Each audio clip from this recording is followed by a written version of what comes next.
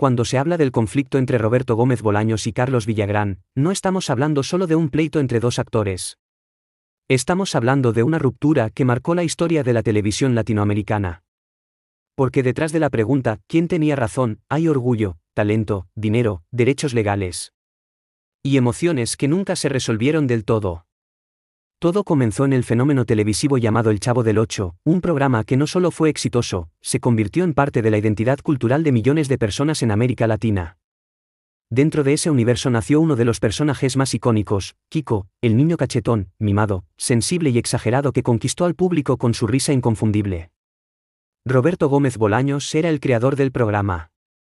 Él escribía los guiones, desarrollaba las historias y diseñaba los personajes. Desde el punto de vista legal, eso es clave, el autor intelectual tiene los derechos sobre su obra.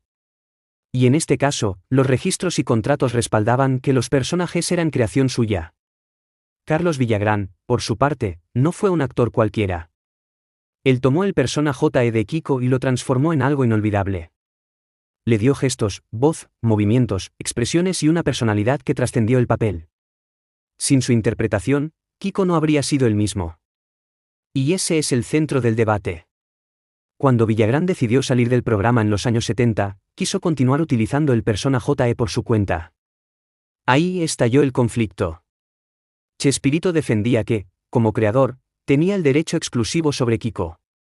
Villagrán argumentaba que él había construido al personaje en pantalla y que no era justo que no pudiera seguir interpretándolo. Legalmente, la balanza se inclinó hacia Roberto Gómez Bolaños. Los tribunales reconocieron que los derechos de autor pertenecían al creador original. Villagrán pudo realizar versiones similares durante un tiempo, pero enfrentó limitaciones importantes. Entonces, si hablamos estrictamente de ley, la respuesta es clara, Roberto Gómez Bolaños tenía razón. Pero la vida no siempre se resume en lo legal. Desde el punto de vista artístico y emocional, la historia es más compleja. Los personajes no viven solo en el papel, viven en la interpretación. Un guión puede describir a un niño mimado, pero convertirlo en un fenómeno cultural requiere talento escénico. Y ahí, Carlos Villagrán fue determinante. Muchos fans consideran que el éxito fue resultado de un trabajo en equipo. El genio creativo de Chespirito más el carisma actoral de Villagrán crearon una combinación explosiva. Cuando se separaron, algo cambió. El programa siguió, pero la química original ya no era la misma. También hubo declaraciones públicas, entrevistas y versiones contradictorias a lo largo de los años. Cada uno defendió su postura. Cada uno contó su verdad. Y como suele pasar en los conflictos humanos, la realidad probablemente esté en un punto intermedio. No fue solo un problema de derechos. Fue una mezcla de egos, diferencias económicas, reconocimiento y quizá heridas personales. Cuando el éxito es tan grande, las tensiones también lo son. Entonces, ¿quién tuvo razón? Si hablamos de derechos legales, Roberto Gómez Bolaños.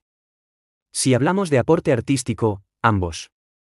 Si hablamos de lo que el público sentía, perdió la oportunidad de verlos reconciliarse plenamente en pantalla. Lo más interesante es que, décadas después, el debate sigue vivo. Eso demuestra el impacto que tuvieron. No estaríamos discutiendo esto si no hubieran creado algo verdaderamente histórico.